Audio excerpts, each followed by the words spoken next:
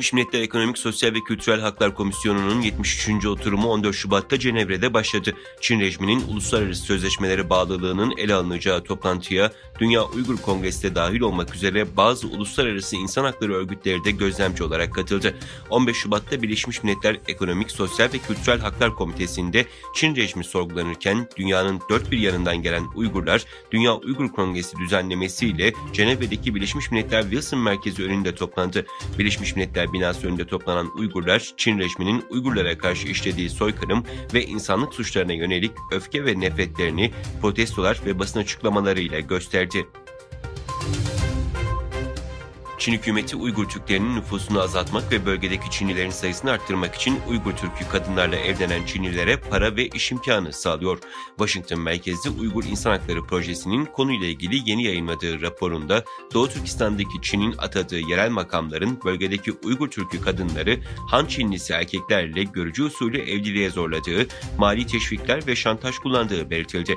Raporun resmi politika belgelerinden, sosyal medya paylaşımlarından ve yurt dışında yaşayan Uygur Türklerle yapılan röportajlardan oluşturulduğu kaydedildi. Ayrıca Uygur Türk'ü kadınların Han Çinlisi erkeklerle evlenmeyi reddetmesi halinde kentlerinin veya ailelerinin toplama kamplarına alınacakları konusunda tehdit edildikleri de belirtildi. Avustralya'da güvenlik endişesi nedeniyle Çinli teknoloji şirketlerinin ürettiği tüm kameralar ve dahili iletişim sistemleri federal milletvekillerinin ofislerinden kaldırılmaya başlandı. Yerel basındaki haberlere göre Maliye Bakanlığı yetkilileri Çinli teknoloji şirketleri Hakbişim ve Duha tarafından geliştirilen ve üretilen güvenlik kameralarının kurulu olduğu 65 ofis olduğunu söyledi. Kameraların güvenlik endişeleri nedeniyle kaldırılmaya başlandığını belirten yetkililer, 45 ofiste halihazırda kurulu olan güvenlik kameralarının dahili iletişim sistemleriyle birlikte kaldırılacağını aktardı. Avustralya Savunma Bakanlığı 9 Şubat'ta Çinli teknoloji şirketlerinin ürettiği tüm kameraları güvenlik endişesi nedeniyle binalarından kaldıracağını bildirmişti.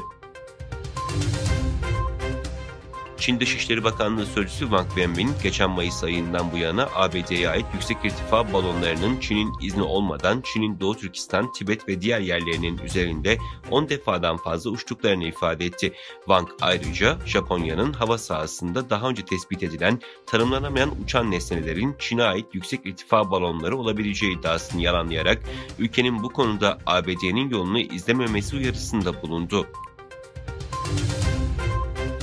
Türkiye'yi derinden sarsan Kahramanmaraş merkezli iki depremin ardından 1,5 hafta geçti. Türkiye'nin acı günlerinde kardeş elini uzatan Türk devletlerinin yanı sıra Türkiye'nin dört bir yerinde yaşayan Doğu Türkistanlılar da seferber olarak depremzedelerin yaralarını sarmaya çalışıyor.